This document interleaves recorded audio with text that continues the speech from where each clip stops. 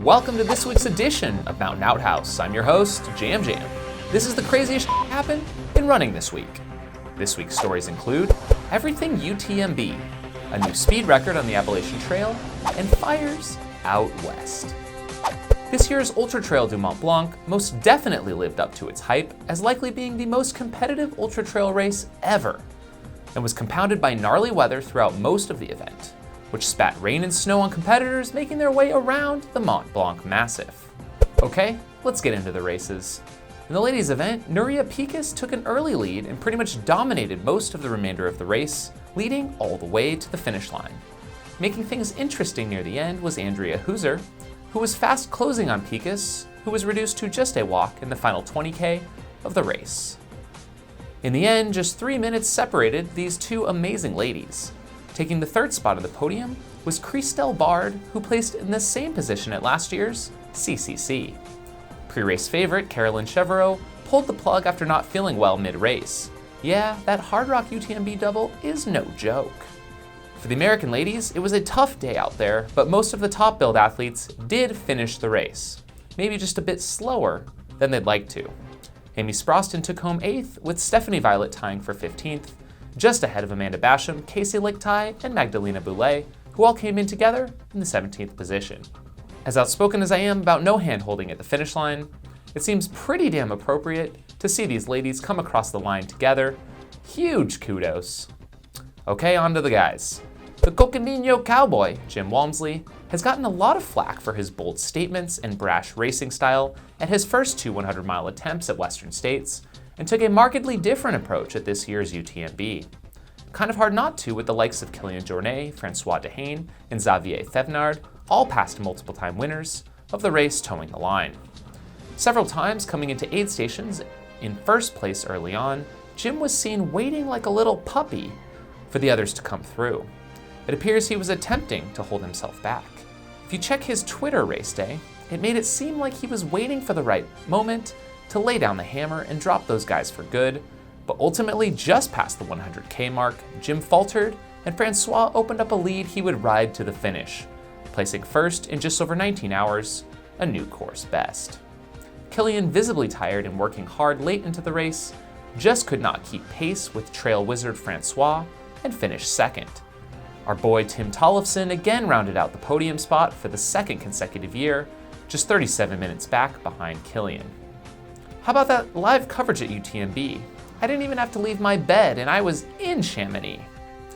I know we have quite the production team here at Mountain Outpost, but damn, look at the behind the scenes of what it takes to pull off what they do.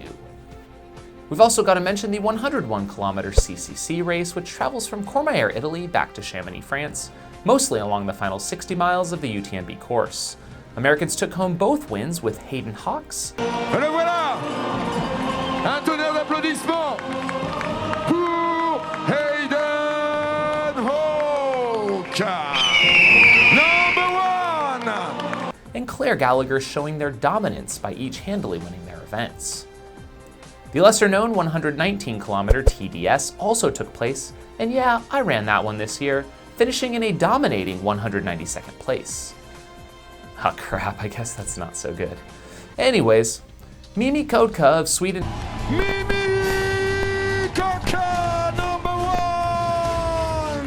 and smashed the ladies' event with a new course record and placement in the top 10 overall, with Michelle Land winning just ahead of the hand-holding Antoine Guillaume and Sylvain Camus. Dang, I'm not sure I can condone podium hand-holding any longer. Jeez. Okay, so what other events happened this past weekend? Oh yeah, the Rut Mountain Runs in Montana, presented by Solomon. Oh wait, what's that? It's now sponsored by The North Face. I guess that makes a hell of a lot more sense since the Mikes are the North Face athletes. The Rut is part of the Migu Skyrunning World Series and takes place at the Big Sky Ski Resort. With a large contingency of American runners in Europe, it was, well, the Euros that came over to take the wins. Luis Alberto Hernando, presented by Solomon, won for the dudes, crushing American skyrunner Morgan Elliott, while Ragna de Botts of the Netherlands took home the win for the ladies, with Bethany Peterson holding close for second and Christina Pattison third. My only question for the Rut organizers is who picked out these atrocious WWE wrestler title belts? I thought the antlers were pretty damn dope. Ah well. Also hanging out at the Rut were the North Face athletes on the mend, Rob Krar recovering from an apparent knee surgery, and Hillary Allen now mobile on a scooter after her Tromso skyfall. A race for the ages, a unique fixed time event around a 1 mile loop where you run the number of hours of your age, took place in Tennessee. Many living legends of the sport were in attendance who have been kicking ass at 100-mile ultras for decades. The 54-year-old duo of David Korfman and Gregory Trapp ran the furthest with 210 miles apiece, which was 5 miles ahead of third place and 58-year-old John Giesler. Top placing woman was Liz Bauer, who racked up 188 miles in 58 hours. There were 3 over the age of 80 who ran, including Edwin Demeny of Virginia, Eugene Bruckert of Illinois, and Karsten Solheim of my home state of Arizona. Amazingly, 78-year-old Doyle Carpenter of Tennessee placed 4th overall with 192 freaking miles. Incredible. On to the FKTs of the week. First of note is a new Appalachian Trail FKT set by Stringbean, aka Joe McNaughey, who previously set the PCT FKT and did legitimately announce his intentions and carry a satellite tracker throughout. Carl Meltzer was praising Joe in the final days of his attempt, which ultimately shaved 9 days off Heather Anderson's self-supported record and 10 hours off Carl's supported record. He did the whole trail under his own power and without outside assistance typically seen at these types of FKT attempts. As a follow-up, this pretty much negates Dan Bindy's supposed record, and we are glad to close the book on the Katahdin sign surfer controversy. We have a new outright supported FKT on the Colorado Trail of 8 days, 30 minutes, set just this past week by Brian Williams. He went Durango to Denver and is unsurprisingly a fairly accomplished ultra runner. Tractor off. 8 days, 30 minutes. With finishes at many of the Mountain West's 100-mile races, including a 6th at the 2016 Hard Rock 100. The John Muir Trail, atop California's High Sierras, is a 220-mile route of epic proportions and has been the frequent attempt of fast hikers and runners to lower the fastest known time. John Tidd appeared to have lowered Lior Pontelot's FKT of 3 days, 7 hours, 36 minutes, but upon closer inspection of his satellite tracker revealed he may have scantily missed the summit of Mount Whitney. These suspicions were confirmed by John on the FKT boards, who admitted in the dark and with bad conditions came up just 125 vertical meters short of the top. Heartbreaking.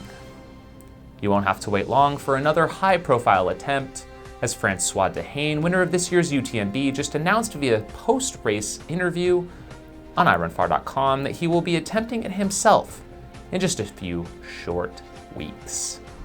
Thinking about bagging some 14ers before the end of the summer season? Proceed with caution on Capitol Peak near Aspen, as 5 people have perished this summer alone due to an apparent shortcut off the top, which dead ends at a 600-foot cliff face. Take care out there, and remember, climbing these 14ers is sometimes just that, climbing. Hurricane Harvey hit the Houston area hard, as you all know. We have to give a huge shout out to trail and ultra runners Callum Neff and Rob Goyen, who led rescue missions all week long in boats and canoes, picking up stranded residents and coordinating other relief efforts until the waters receded and beyond. Got Rob Goyen here and Chance Kelly.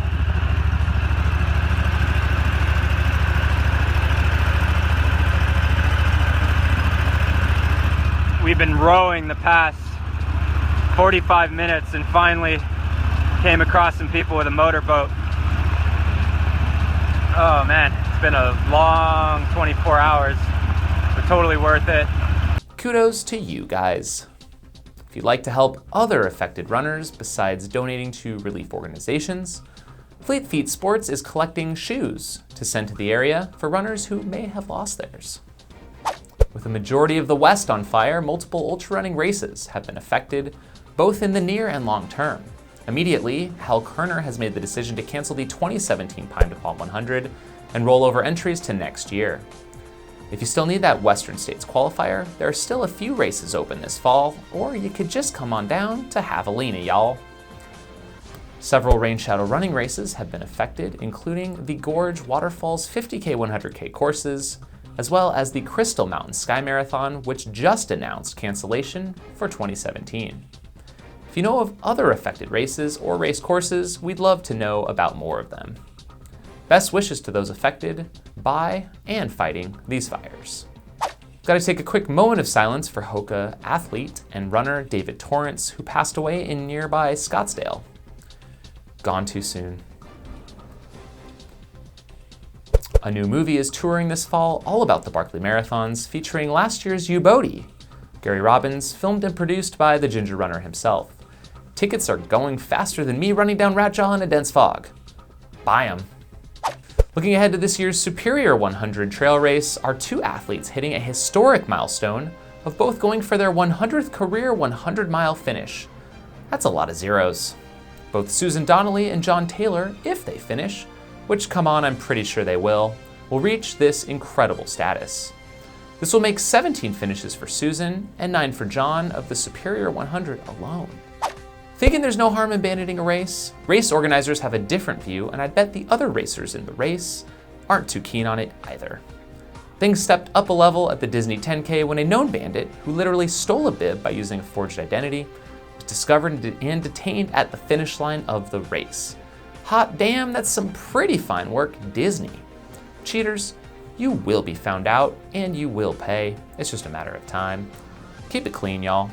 We shared a Go Light, Really Light photo ad from Ultimate Direction last week featuring a nude Timmy Olsen and thought it was pretty damn cool. Well, turns out we may have been duped. Their Facebook ad, unlike the Instagram ad, featured the identical photo, but with Timmy wearing just a pair of simple black shorts and his signature UD pack. We have to assume some heavy photoshopping was used instead of T.O. actually running naked. Now for your weekly Outhouse montage. Roll it.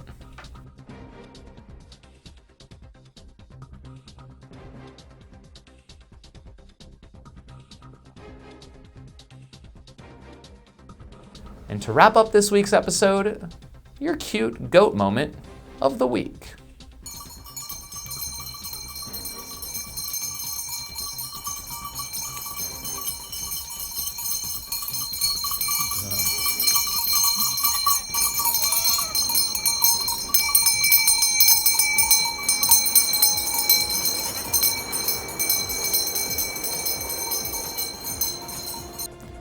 Thanks for tuning in, and we'll see you next time.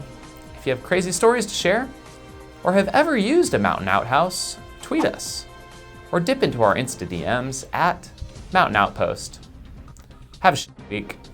Support this show by becoming a Patreon supporter and directly help the weekly creation of this show. You'll have first dibs at purchasing each week's pair of Jam Jam sunglasses as a bonus. Also, if you were a Patreon supporter right now, you'd have access to the bonus Glasses Off show, which starts right now. Ha! Just kidding. Only for Patreons. Peace, y'all.